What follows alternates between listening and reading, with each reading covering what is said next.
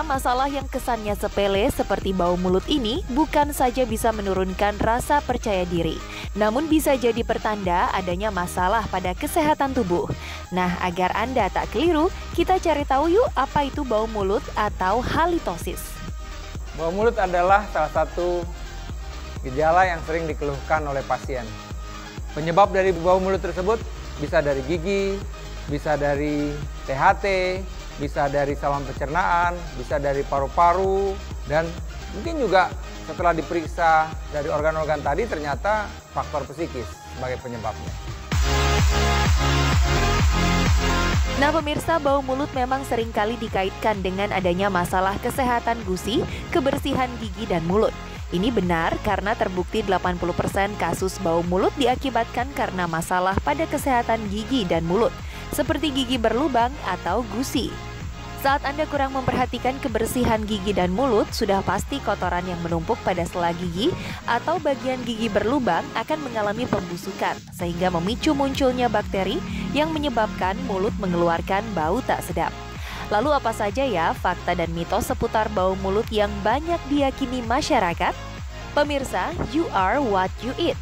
Bau mulut bisa juga disebabkan oleh sesuatu yang masuk dalam perut Anda. Mengkonsumsi makanan yang memiliki aroma tajam tak jarang bisa meninggalkan bekas di mulut seperti merokok ataupun makan durian misalnya. Namun bagaimana dengan bawang putih ya?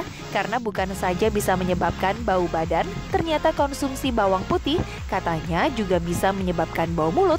Nah, itu fakta atau mitos ya? Fakta. Jadi memang harus diperhatikan.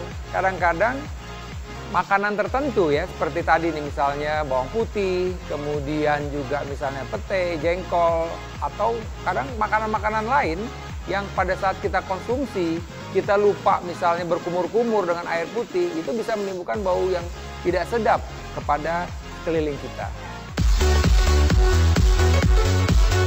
Saat perut terasa lapar atau bangun tidur, kadar saliva atau air liur mengalami penurunan. Hal tersebut juga bisa menjadi penyebab munculnya bau mulut tak sedap. Dan biasanya masyarakat mengatasi masalah tersebut hanya dengan menggosok gigi atau mengunyah permen karet. Karena bau mulut kerap dianggap sebagai masalah yang ringan. Tapi itu fakta atau mitos ya? Fakta. Jadi memang bau mulut itu tidak menyebabkan kematian. Tapi pada beberapa orang, bau mulut itu bisa mengganggu penampilan dirinya. Jadi kadang-kadang pasien itu menjadi stres sendiri. Kenapa? Karena bau mulut. Orang di sekitarnya akan merasa tidak nyaman dengan kondisi bau mulut pada orang tersebut. Pemirsa, saat perut terasa perih, kembung dan mual merupakan indikasi adanya masalah pada gangguan pencernaan. Naiknya asam lambung adalah pemicu rasa tidak nyaman tersebut. Saat asam lambung naik, tak jarang dikaitkan dengan munculnya bau tidak sedap pada mulut. Namun, fakta atau mitos ya pemirsa, kalau asam lambung kronis sebabkan bau mulut? Fakta. Jadi salah satu penyebab dari bau mulut memang adanya gangguan pada lambung kita. Ya. Apabila misalnya pada pasien-pasien yang adanya gangguan pengosongan lambung sehingga makanan tertahan cukup lama dan pada saat dia keluar udara dari lambungnya dalam bentuk sendawa, itu menimbulkan rasa yang tidak sedap di sekitar orang tersebut. Kanker merupakan salah satu penyakit yang disebabkan akibat tumbuhnya daging pada jaringan tubuh dan jika tidak ditangani dengan serius dapat menyerang jaringan yang ada di dekatnya. Namun fakta atau mitos ya, kalau bau mulut indikasi adanya kanker? Fakta. Jadi pada orang-orang yang memang sudah timbul kanker, baik itu di lidah misalnya, kemudian di daerah nasofaring misalnya sekitar tenggorokan ya, kemudian juga mungkin di kerongkongan bahkan di lambung, itu kalau dia bernapas atau dia berbicara bisa menimbulkan rasa tidak sedap.